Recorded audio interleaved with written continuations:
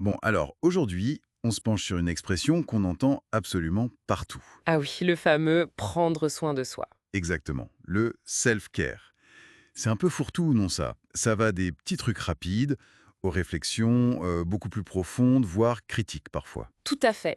C'est un concept qui a beaucoup évolué et qui est interprété de plein de manières différentes. Et justement, pour y voir plus clair, on a regardé pas mal de choses.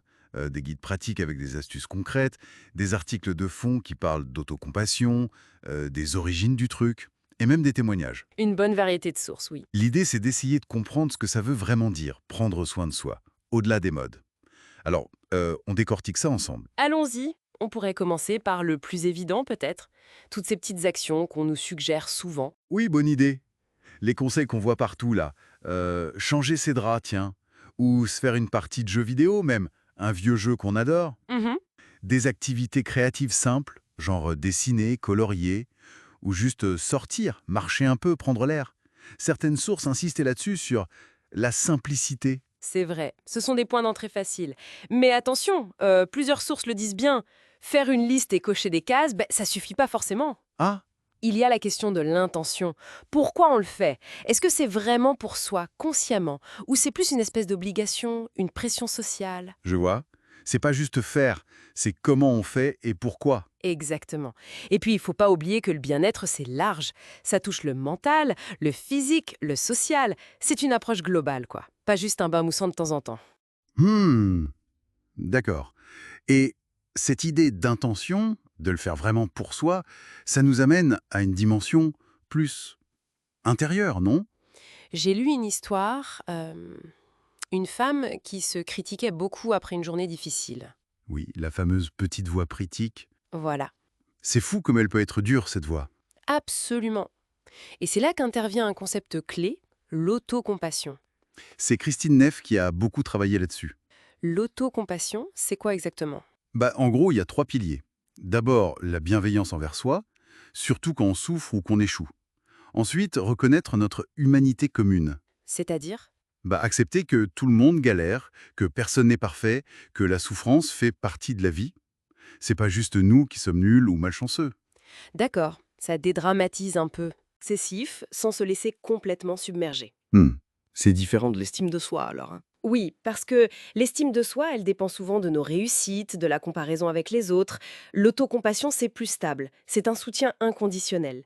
L'idée, c'est vraiment d'apprendre à se parler, comme on parlerait à un ami qui traverse un moment difficile. C'est une belle image. Et concrètement, pour gérer le stress au quotidien, il y a des techniques qui reviennent. Ah oui, plusieurs sources en parlent. La relaxation musculaire progressive, par exemple. Et ça consiste en quoi? On contracte puis on relâche différents groupes musculaires pour prendre conscience des tensions et apprendre à les dissiper. Il y a aussi la respiration abdominale, ce qu'on appelle parfois la cohérence cardiaque. Oui, j'en ai entendu parler. Respirer lentement, profondément. Voilà, ça a un effet direct sur le système nerveux. Ça calme vraiment. Et puis l'imagerie mentale guidée aussi, pour s'évader un peu. Et ce sont des choses qui marchent vraiment. Oui, mais la clé, c'est la pratique régulière. C'est pas magique, ça demande un peu d'entraînement, mais ça peut vraiment aider pour le stress, l'anxiété, même certaines douleurs ou les problèmes de sommeil. D'accord. Et au-delà de ces techniques, il y a un autre point qui ressort. L'importance de s'affirmer, de poser ses limites. Ah ça, c'est crucial. Dire non, même quand c'est difficile. Oser exprimer ses besoins. Et aussi chercher le bon soutien. Un médecin, un psy avec qui ça colle. C'est vu comme des actes de soins essentiels. Tout à fait. Poser des limites, c'est une forme de tout respect, en fait. C'est protéger son énergie, son espace mental. Ça demande du courage, c'est sûr, mais c'est fondamental. Mais alors, tout ça, c'est très centré sur l'individu, non? Et il y a des critiques qui émergent. J'ai vu une source qui parlait de la récupération commerciale du self-care. Oui, c'est un point très important. Le risque que ça devienne juste une autre injonction, une obligation de plus. Il faut prendre soin de soi et souvent ça passe par acheter des choses, des services. Exactement.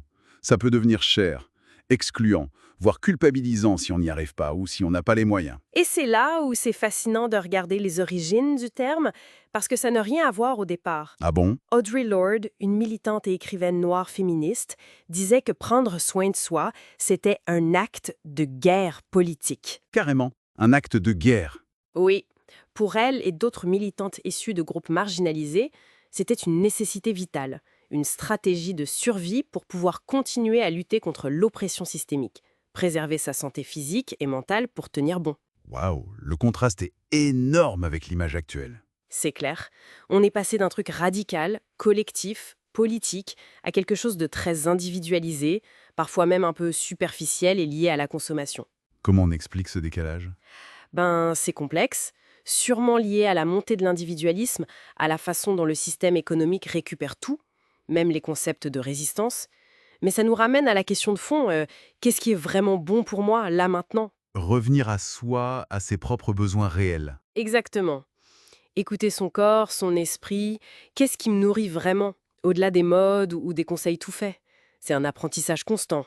Une sorte de faire semblant jusqu'à ce que ça devienne vrai, comme le disait une source. Apprendre à être doux avec soi-même. Oui, c'est un peu ça. Apprendre la bienveillance envers soi. D'ailleurs, une autre source citait Virginie Despentes qui trouve que la douceur, aujourd'hui, c'est presque subversif. Intéressant.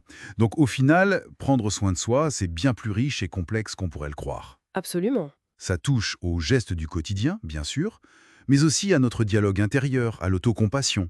Et ça demande aussi d'avoir un regard critique sur comment le concept est parfois utilisé.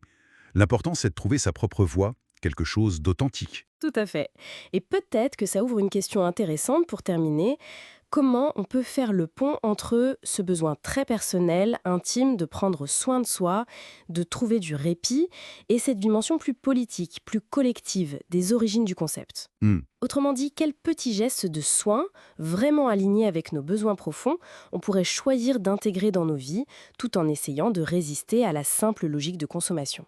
C'est une piste de réflexion peut-être.